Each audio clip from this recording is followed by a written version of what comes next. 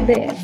Today we will talk about how you can run your customer onboarding using digital playbooks.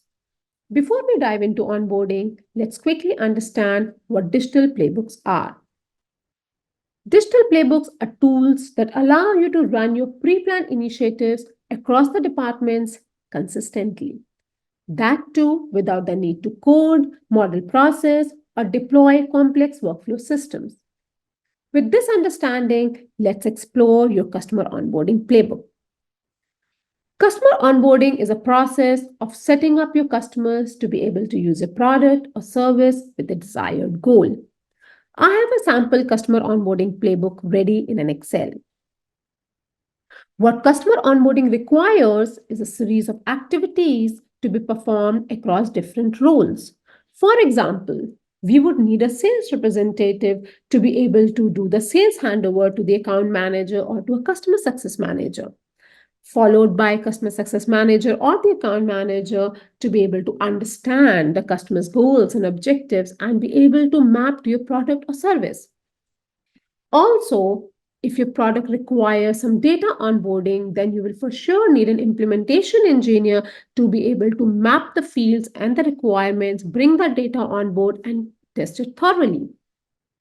So, how do you think customer onboarding as an initiative would fare given their variety of activities, several milestones, and multiple roles involved? It's no brainer. Let's explore how we can use smart playbooks for more organized and predictable customer onboarding. It will require three steps. First, creating a template for multiple deployments. Second, setting up a trigger for launch of playbooks. Third, monitoring your playbook progress and performance. Let us get started with the first step. For us to be able to create the template, we need to provide the template name, and get started with creation of tasks. You can bring all your tasks that you saw in an Excel in the playbook here. Make sure the right milestone is assigned and make sure the right role is assigned.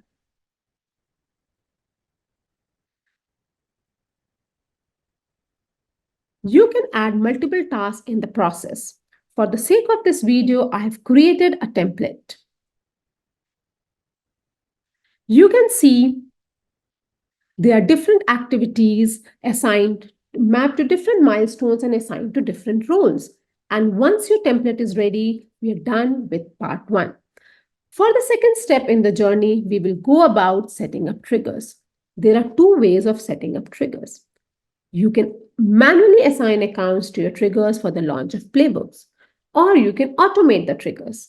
For example, in case of customer onboarding, we can automate the trigger by setting up a rule saying, every time there is a new account sign up, the playbook should be triggered. Once the trigger is set, we will come to the last stage, that is monitoring the performance of your playbooks.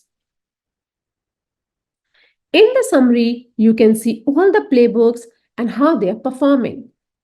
Upon drilling, you can get to a microscopic view of each activity level. How many are on time, how many are delayed, and how many more are due for completion. For a more strategic view, let's review the dashboard.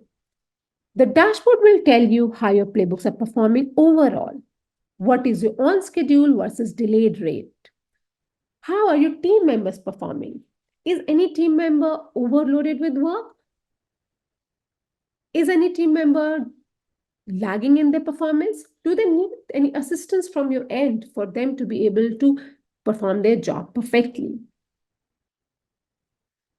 Digitizing your playbooks will allow you to bring consistency, predictability, and measurability.